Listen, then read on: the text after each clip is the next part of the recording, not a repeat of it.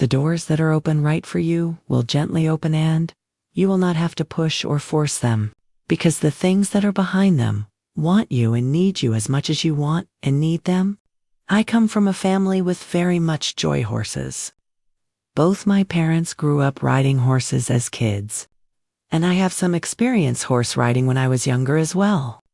I've always believed in the principle that nature has much to teach us about God in life. After all, there are many instances where the Bible instructs to count the stars, or go to our altars to pray in order to mature and grow as a person.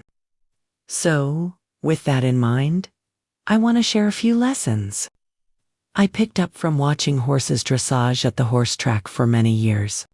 What matters is heart, courage, and confidence, not appearance in dress. Presentation is very important. The horse and the rider being in sync, the proper step and sequences being completed, etc. But, at the end of the day, what sells a program isn't just looking perfect or going through the right thing at the right time? What sells a program is the heart and emotion with which is delivered. Yes, it is important to avoid as many deductions as possible, but ultimately, the attitude of the horse and rider and their ability to bring their passion to the arena is what sells the program. And the same ought to be true of us, and where we put our work, time, and energy into. Just getting stuff done, or trying to be as flawless as possible. What makes for a quality life? It has the heart and the passion we put into it as well.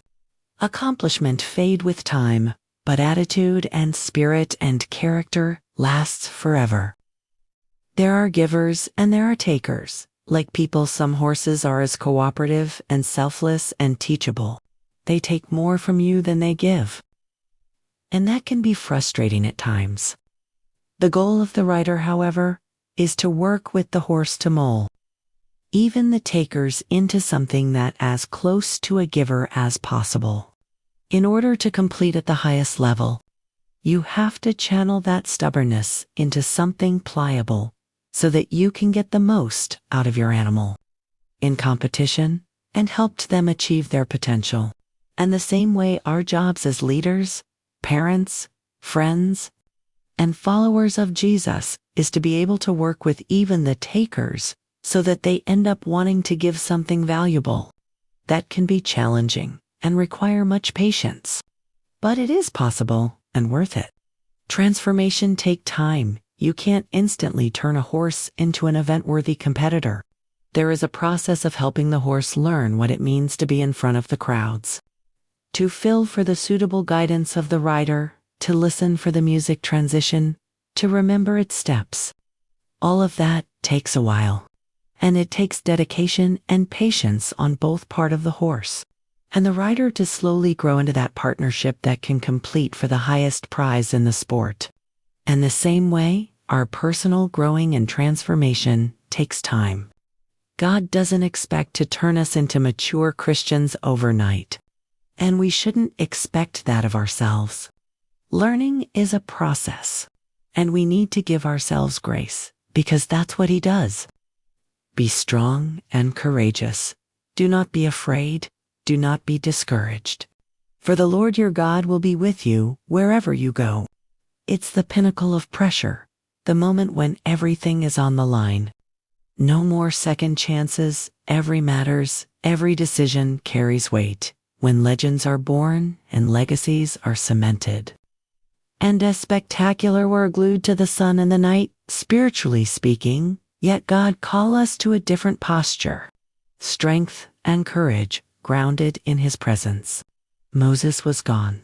The leadership mantle was his. Ahead of him lay enemies, uncertainty, and the enormous responsibility of leading God's people into a new chapter.